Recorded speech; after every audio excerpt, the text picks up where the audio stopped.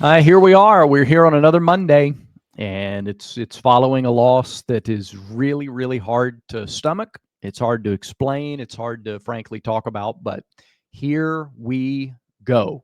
He's Zach Blackerby, looking great in his row back. Yeah. I'm Brad Law. I don't know. Where do you want to start, Zach, in this Georgia game? Because there's a lot of truths that conflict with each other but are still true. And I don't even know how much like our formula here is to look back at the game. But I think that's part of the issue with the program right now is too much looking back. Yeah. No, we got to start with Damari. We got to start with the Damari Alston Okay. news. We have to. Yeah. We have to. Captain. Because I think some people are missing the point here. And I just did a live talking about it, and then I lost internet connection. So we'll see how this goes. See how this goes. Cool. Well, a lot of people were like, well, he wasn't doing that well. And I'm like, yeah, I get that. Like, he was not effective with the ball. Sure. Right. But he was a captain who the head coach of the football program just said he did not meet the expectation. And so, like, I don't think this is about on-field production. I think this is like a zoomed out picture of culture for the Auburn football program, because either you didn't pick the right captain or you picked a captain where this could potentially happen. And I think both of those are issues. Yeah, I don't think anything popped up recently that led to this. In other words, I think there was a foundation that had been laid, and that's a problem. This is not a Hugh Freeze lost the team because your starting running back quit or didn't meet the standard or whatever happened. That doesn't matter. It really doesn't. Mm-hmm. But it's not a Hugh Freeze lost the locker room because he's no longer with the team. It's one of the leaders on this team was a leader on the team, was a captain on the team. Mm-hmm. And the standard is not entrenched enough within the leadership that they would uphold that standard. This is not a freshman. This is not a guy that hasn't played a role. This is not a new guy who's learning it. This is year 3 for him and year 4 period in college football. It's not good. It's not good. It's not good for anybody. It's not good for Damari. It's not good for Hugh Freeze. It's not good for the team. It's not good for the other captains. It's not good for the younger players. It's not good for anybody. Unless, like, this is the only potentially kind of salvageable deal. Unless this had been festering for a while and waiting to kind of explode, and now it has, and now you move on from it. Mm-hmm. That's the only way. Now, if that happens, okay, great. But Hugh Freeze said today, next man up. He didn't spend a lot of time. He was asked 3 separate times about him, and I really got the sense he didn't want to talk about him all that much. So responses were very straightforward. They were curt. Very cold. Yep. That tells me a lot. And the response, a hint of disgust. Yep. When addressing the situation. Yeah. So, and again, it's not because Auburn lost a 150-yard per game rusher. It's disappointed in the actions of a captain. And so, yeah, in terms of on the field, can I be? I just want to be transparent on something. Yeah. Because I don't want this to be a thing where, like, let's just bash Damari Alston. And I'm not saying we're doing that. I don't want that to be a thing where, like, I get it. I get where he's coming from. I get both sides. I get him looking at the situation saying, like, look, I've wanted to be a college football player. Like, I don't think I've done it probably enough to be an NFL guy. Like, I don't want to use, like, the little bit of eligibility I have left when I can save it. Like, coach, does this make sense? Mm-hmm. I think I want a red shirt. I understand that request. Is that something a captain should do? No, it's not. And for that reason, give me 1 second. And then on the other side of it, though, like, I understand Freeze hearing that and being like, well, you can't be here. Mm-hmm. I understand both of those. 100%. I understand both of those things. Go ahead, Brad. Yeah. No, and for that reason, I don't understand it. Like I understand if he's the sophomore, Yeah, thinks he should be playing more or whatever. But there's certain responsibilities that come with certain positions. I mean, when you're the head coach, your responsibilities are different than when you're a coordinator or a position coach or what have you. Dad, when you're somebody's dad, your responsibilities are different than if you're just a single person. sure. Like, titles come with responsibilities, and there's some things you just can't do. And so I don't know, man. We're looking for messages. We're looking for some way, some indicator that something is changing, and there has to be accountability to some standard in some way. Yeah. And he was asked about accountability again. It didn't really seem like he liked it too much, right? But there's people. I like that you're saying that people are looking for a message with this, because I'm getting so many texts and messages, and I'm seeing other people just kind of shouted into the abyss that is social media about, like, oh my goodness, like, can Hugh Freeze drive this program into the ground any more than he already has? I'm like, well, hold on 1 second here, because I still think Auburn's in a better spot now than when he got here. Like, I want to be clear on that. No question. And also, I don't think we're in a dramatically worse situation now than we were 24 hours ago. I don't think Damari Alston makes this like impossible situation all of a sudden, especially from a football field standpoint. From a speculation of culture, I'll give you that. I'm not going to argue that. Yeah. But it also does seem like there's two different cultures on this football team, depending on what side of the football you play. And that's the head coach's fault. Like, you should have one culture, not two separate cultures, but that's how they're coached. The defense is coached differently than these offensive skill players are. Is Damari a byproduct of that? Possibly. The lack of production certainly is a byproduct of that. But for folks panicking, acting like it's way worse today than it was yesterday, I say take a deep breath. That doesn't mean it's better. That doesn't mean it's in a good spot, but it's not in a, like, you're not in a significantly worse spot than you were. It feels worse. It's emotional because we all love Damari so much. Damari was a fan favorite for a long time. He stuck through Auburn through a bunch of crap. It stinks. It absolutely stinks that it didn't work out. But Auburn's not in a worse spot now than they were 24 hours ago. I just want to be clear on that. Yep. I agree with that wholeheartedly. I also agree that we've got, that there's evidence of two different cultures. That's not speculation from you and me. That's like, I watched, we have a feed in our booth, and it's like the in-stadium feed, but before it goes to the in-state, like before it goes to the video board. So we're seeing. You got your own feed. Oh, stop it. In our booth, where we sip on champagne and eat our caviar. Okay. You done? How come your internet? Why didn't your internet stall then? Is what I want to know. I would have loved it if your internet had stalled then. That's a great question. I watched Keldrick Falk lead a huddle of defensive players Saturday night, and he went around without a helmet on, headbutting every one of them with helmets on, firing up those guys. They came out and played really inspired football for the first half. I mean, you take away the final drive of the game, it was the game of the last 5 years for Auburn's defense. They were incredible. Yeah. And when K.N. Lee got his bogus targeting call, it affected him tremendously. Yeah. Affected him. No. We aren't going to defend the targeting call. It was a bogus targeting. No, I don't think it was targeting. Absolutely not. Okay. No, I think the contact was up here, and I think Stockton sold it. I think he sold part the call. Of it for sure. My issue with the targeting call is there was a worse version of it in the second half that wasn't even reviewed. That wasn't even looked at. Yeah. Okay. Yeah. So, but the point is, when he's ejected on a play, by the way, that they initially reviewed to determine possession, a catch or no catch, and then never made a ruling on that. Like, they didn't say, oh, by the way, it was a catch or it wasn't a catch.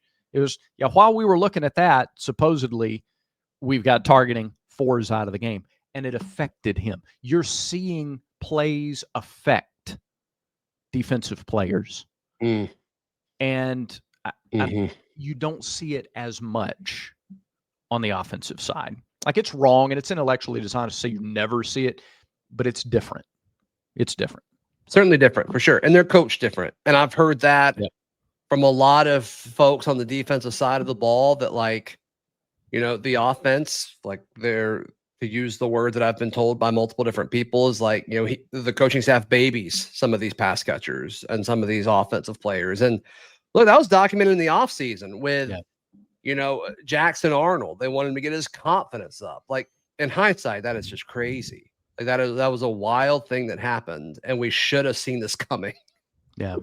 when those reports started coming out. I think it was Cole Kublik that reported that. I was like, oh, and okay. Some did, but then the Baylor game happens, and you go, oh well, not a big issue. It's fine. It's totally fine. Hugh Freeze did say in his press conference, he was asked directly, "Do you think about making a change at quarterback?" And he said no. I mean, he gave a long answer about how you have to evaluate everything when you see what you see some of the time in the second half. Look, the throw to Eric Singleton, Jackson will tell you, Freeze will tell you, you've got to make that throw. It gives you the lead in the game. If you hit him in stride, it's a touchdown, and you have the lead in the fourth quarter. Despite everything, despite every non-targeting call, despite every stolen touchdown, despite all of everything, you have the lead in the fourth quarter. Yeah, and Singleton appeared to slow it up a little bit on that, which has been kind of a thing that's happened. But even then, like, he did this twice against Oklahoma too, where it's just like, put a little air under it. When they're that open, not everything has to be on a rope. And some of that is just like no feel for the game whatsoever, whether it's in the pocket or, you know, how to put the ball in the, I mean, you're throwing it 7 feet, 8 feet in the air to Preston Howard on a 4th and short. And it's like, you don't need to do that. He's right there. Just get him the ball. So, like, there's a lot of that where I'm like, but I'm not surprised with the keeping Jackson at quarterback. I would like to believe that there's been at least a discussion about it. I think there has been. You think so? I was about to say, but I'm not sold that there has been, but I'll take your word on it if you think there has been. I think there has been. I think it's possible that if things had gone poorly from the start, you might have seen someone else against Georgia. I don't know that for sure, but I get the sense that that's the case. Okay. But again, when he plays the way he played in the first half, you do keep giving him every opportunity. And today's show is brought to you by Roback, RHOBACK.com. Use promo code BARN20 for 20% off your order. Yes. I've got the most interesting quote of the press conference after we remind the people to get Roback. Yeah, I just did it. That was it. Roback.com. Use promo code BARN20. Not gonna say anything else other than that. Okay. Hoodies, quarter zips. It's not too early to shop for Christmas, by the way. Go ahead and get it done. Get it done. There you go. Didn't we have somebody recently send you a screenshot of their receipt from We Roback? did. We did. I think it had their credit card number on it. Let's read that out real quick. It was a hefty order too. It was no small order. That's how you do it. I couldn't tell if it was like a, hey, I'm supporting the show, or hey, look how much money I have. Probably the latter. Bragging about it. Did I text that to you? I think so. I don't know. We can move on. Somebody recently made a Paul big Hoffman. Okay. Paul Hoffman. Shout out Paul Hoffman. Thanks, Paul. My favorite Paul. All right. So this quote, what do you make of this quote, Zach? Anybody that looks at it and doesn't see that it's very, very close and attainable really don't know what they're talking about. End quote. Sometimes it doesn't matter how confident you say something. It doesn't impact the truthfulness of it. And I also think there's a difference between it being close on the scoreboard and being close to where you're trying to go. Yeah. I don't know how an offensive-minded head coach can be like, yeah, that's the offense that we just put on the field, but we're close. That's crazy. Like, that's wild to me. Can I give you a counter argument? Kind of. It's not the exact counter argument to that. It's just a different angle. Okay. I think he's right. I think he's dead on right. They're close. But you're a head coach in the SEC. You are not hired to be close. I think it's a moot point. I don't think that's the argument to make. I think they are close. I mean, look, I also don't want, this is what we did with the Oklahoma game, sadly, just a few weeks ago. We cannot sweep under the rug the screw job again and points that were stolen again.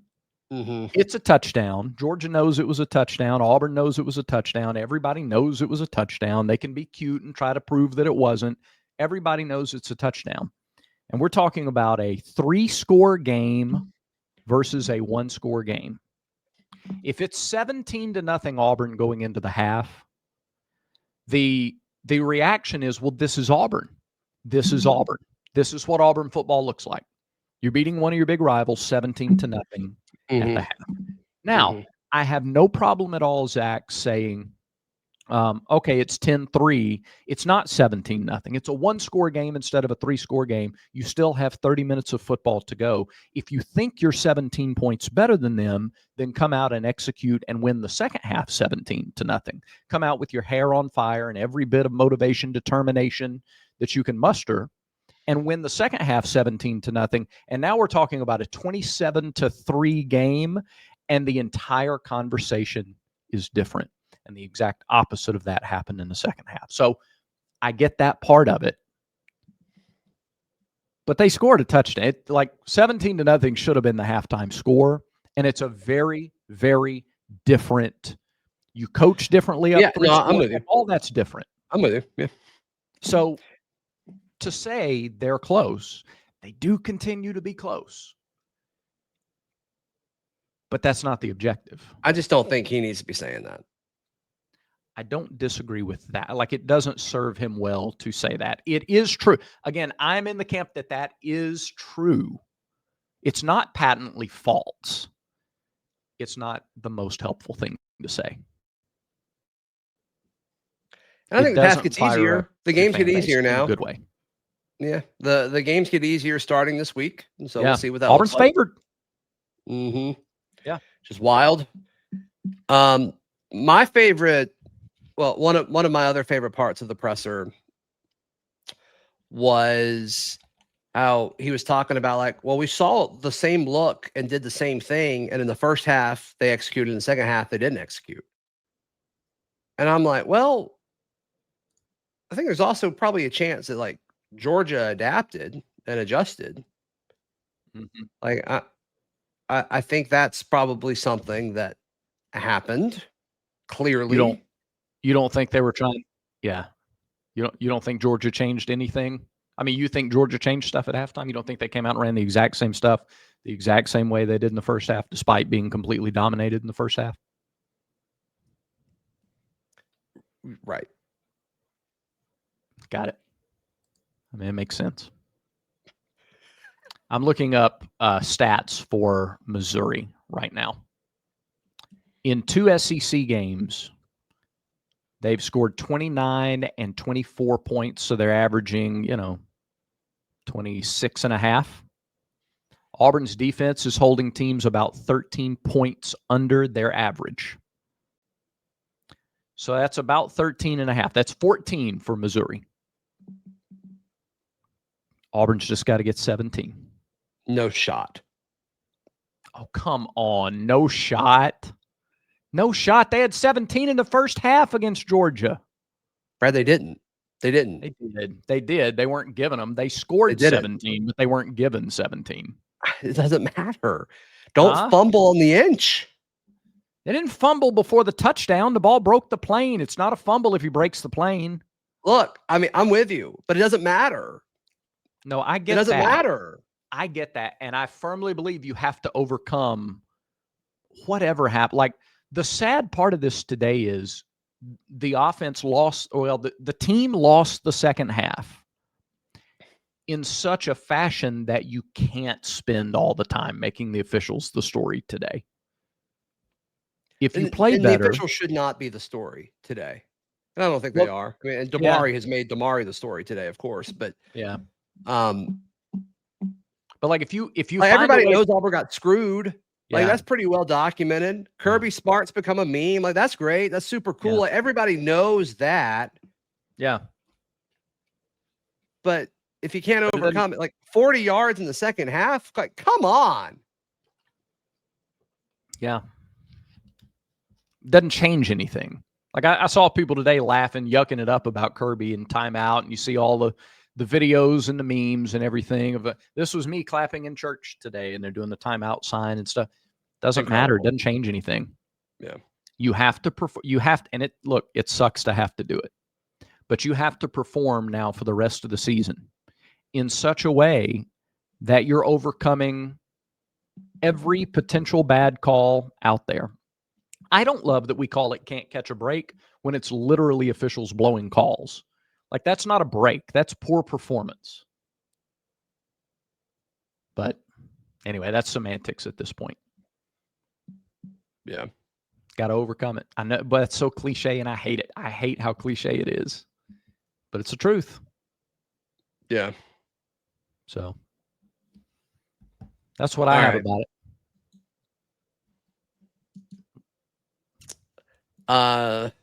We good? Is that it? What are you doing? What's distracting you over there?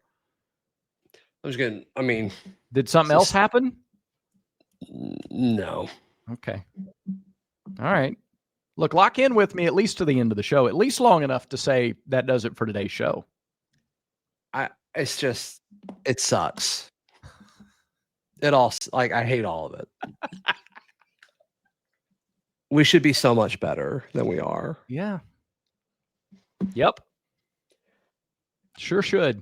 And when you do like 80 shows a week, it's just like, man, how does it just not wear you down? And you're doing the same shows. They're the same. They're the same week to week. Can you believe Penn State fired James Franklin? I'm a little surprised that they did it. Yeah. That's why he won 2 playoff games last year. Mr. Can't win the big game. Won 2 playoff games last year. Yeah. I think they're going to regret this. The odds of them improving are so slim. Yeah.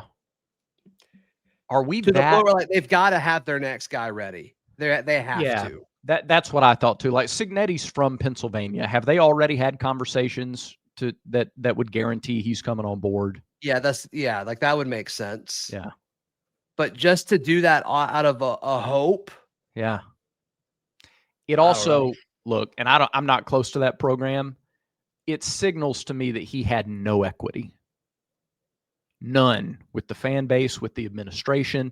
For whatever reason, you don't get if you have equity built up, you don't do that after a 3-3 start. You were in a top 6 game 3 weeks ago.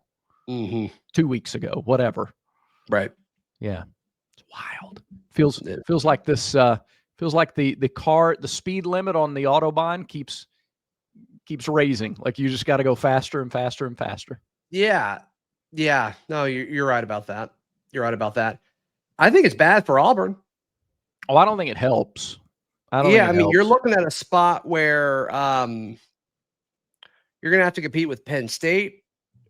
You're going to have to compete probably with Florida, North Carolina. If you make a change. If you make a change, yeah. Like, is this the right window to like need a new head coach? Well, I don't know. It'd be good just to, and what's crazy, so many people thought Auburn would be 3-3. So many people in August said 3-3 after the first 6, then go on a run. And now but it's the way they've looked. All right. I mean, if that's the paint you want to use to paint the picture you wanted to paint, that's fine. Best way to do it is just go on a run. And then this whole conversation's, I'm sure, over and done with. If he does what most people predicted, which was lose. Some people had him winning one of these 3. Right. You can pick which one. Yep. Well, I had him going 8-4. I had him losing these 3 games, winning out, losing to Bama.